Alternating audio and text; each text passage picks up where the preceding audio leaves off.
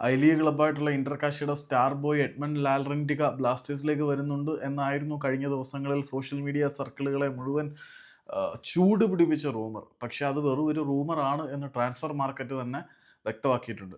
പക്ഷേ ഇതിനകത്തൊരു വൈരുദ്ധ്യം എന്താണെന്ന് വെച്ചാൽ ട്രാൻസ്ഫർ മാർക്കറ്റിലും ഈ ഒരു റൂമർ അപ്ഡേറ്റ് ചെയ്തിട്ടുണ്ടായിരുന്നു. പക്ഷേ ഇന്ന് ട്രാൻസ്ഫർ മാർക്കറ്റ് ഇന്ത്യ പുറത്തുവിട്ട റിപ്പോർട്ട് അനുസരിച്ച് ഇന്റർകാശിയിലേക്ക് അല്ലെങ്കിൽ ഇന്റർകാശിയിൽ നിന്നും കേരള ബ്ലാസ്റ്റേഴ്സിലേക്ക് എഡ്മണ്ട് ലാൽറെന്റിക വരുന്നു എന്നുള്ളത് ഇപ്പോൾ പറയാൻ സാധിക്കുകയില്ല. കാരണം കേരള ബ്ലാസ്റ്റേഴ്സ് ഉൾപ്പെടെ ഒരു ISL ക്ലബ്ബ് പോലും ഒരു ഒഫീഷ്യൽ എൻക്വയറി എഡ്മണ്ട് ലാൽറെന്റികയെ സംബന്ധിച്ചിടത്തോളം ഇന്റർകാശിയുമായിട്ട് നടത്തിയിട്ടില്ല. അതുകൊണ്ട് തന്നെ ആരെങ്കിലും നല്ല പൈസ കൊടുത്ത് എഡ്മണ്ട് ലാൽറെന്റികയെ ഇന്റർകാശിയിൽ നിന്നും അതിവേഗം വലിച്ചു കൊണ്ടുപോകും എന്ന തരത്തിൽ പ്രചരിക്കുന്ന വാർത്തകൾക്ക് അടിസ്ഥാനമില്ല എന്ന് ഇന്റർകാശിയുമായി ബന്ധപ്പെട്ട വൃത്തങ്ങൾ പറഞ്ഞതായിട്ട് ട്രാൻസ്ഫർ മാർക്കറ്റ് ഇന്ത്യ റിപ്പോർട്ട് ചെയ്തിട്ടുണ്ട്. ഇങ്ങനെ ഒരു റൂമർ അപ്ഡേറ്റ് ചെയ്തതും ട്രാൻസ്ഫർ മാർക്കറ്റ്, നിരസിച്ചതും ട്രാൻസ്ഫർ മാർക്കറ്റ്.